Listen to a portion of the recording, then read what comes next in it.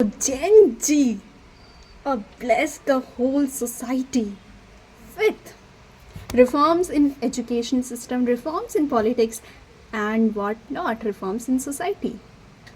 But उसके साथ आप लोग देख सकते हो कि भाई जेन जी को पढ़ाई से ज़्यादा लड़ाई में मज़ा आ रहा है, और that is also a very good thing because silence always skips the violence.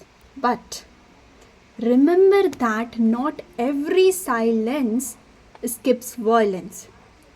Every silent person is not the one who shuts his mouth everywhere. क्योंकि साइलेंस उस वक्त भी रखा जाता है और उस बंदे के द्वारा भी रखा जाता है जो वायलेंस को शैलो करने के बाद उसके बिहाइंड के साइलेंस को देख सकता है. यानी कि वायलेंस को डाइजेस्ट करने के बाद उसका सॉल्यूशन निकालने के बाद वो साइलेंट हो जाता है because he knows that nothing can treat the whole violence except the remedy of a silent mind. और एक और बात कि अगर आप बिल्डिंग को कोलैप्स कर रहे हो, then for the reconstruction you have to work from the smaller brick. Each and every brick you have to construct again to rise a beautiful tailor-made building. Okay. And here the building is collapsing, but at the same time you have to start putting the bricks on its position and in a proper manner.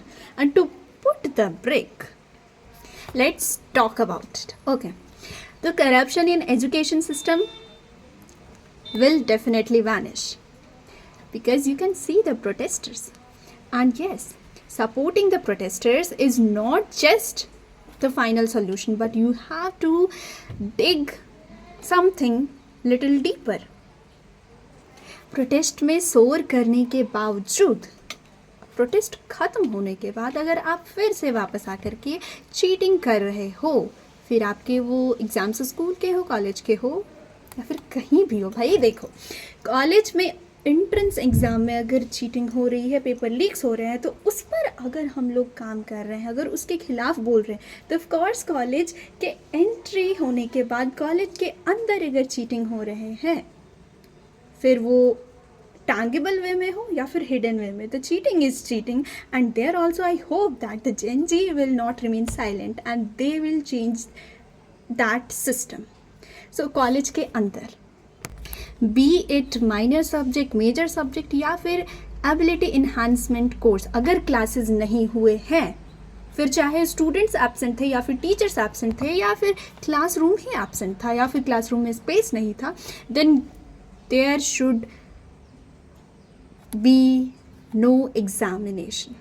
I think this it's my own personal opinion कि अगर आपने classes नहीं लिए हैं तो आप केवल एक रात पहले या फिर एक वीक पहले PDF सेंड करके आप ये हवाला नहीं दे सकते कि बच्चे आपके सिलेबस कंप्लीट है, you have to appear in the examination. Okay, then after the next, education must be quality based not quantity based. यानी कि अगर आपकी क्लास में 2 बच्चे आए या फिर 10 बच्चे आए या फिर 60 बच्चे आए, यू कांट से दैट बच्चा your population is just so two. That's why I will not take class today. No. क्योंकि उन 2 बच्चों को जब आप ऐसा बोलते हैं कि भाई और मेजॉरिटी को आने दीजिए उसके बाद I will take the classes, उन बच्चों के दिमाग में ये चलता है कि भाई मैं 2 भी क्यों आ रहा हूँ, मैं भी एब्सेंट हो जाता हूँ ना. जब 2 दिन बाद क्लासेस होंगे, जब मेजॉरिटी आएगी तो उनके साथ ही आऊँगा, मैं ऐसे टाइम वेस्ट करने क्यों आऊँ. यहाँ पे वो 2 बच्चे सेल्फिश नहीं हो रहे हैं कि मैं आया हूँ तो मुझे पढ़ा दीजिए, बल्कि वो बच्चे सेल्फिश हो रहे हैं ये जानते हुए कि भाई मेरे न जाने से टीचर क्लास नहीं लेंगे. Even then they are absent, and if they are absent they must pay the price for it. That's the rule. और सबसे last, we must try to change the narrative that graduation just gives you degree. No, graduation के course के बीच में आपको हज़ारों लाखें number of opportunities आते हैं खुद को राइज करने के लिए, and you simply ignore that saying भाई इससे करने से क्या हो जाएगा. No dear, little little opportunities sum up to a bigger one, and that makes you complete educated generation. You are saying that little opportunities, little events, little webinars don't pay off anything. No, that is the process of becoming, and becoming is beautiful, because if you are involving in the process of becoming, then at the end you become something unmatched. तो ये narrative लेकर के college में दाखिला लेना कि वो केवल डिग्री देता है, इट सेट्स योर गोल कि वो केवल डिग्री देता है, और at the end you will just get the degree. And let me tell you another thing कि कॉलेज के बाहर जो सेंट्रल लाइब्रेरी होगी या फिर पब्लिक लाइब्रेरी होगी, there after getting the degree you will just waste your whole years practicing for any competitive exams and sitting on the chair of that library. That is the written script, and you can clearly check this reality anywhere around any college. And one more thing, teachers in the college are not just teachers. Normal teachers नहीं होते या फिर normal professors नहीं होते हैं, they are researchers. So be in contact with them. Don't abuse them and don't try to disrespect them. They will of course bless you if you will give your time and respect to them.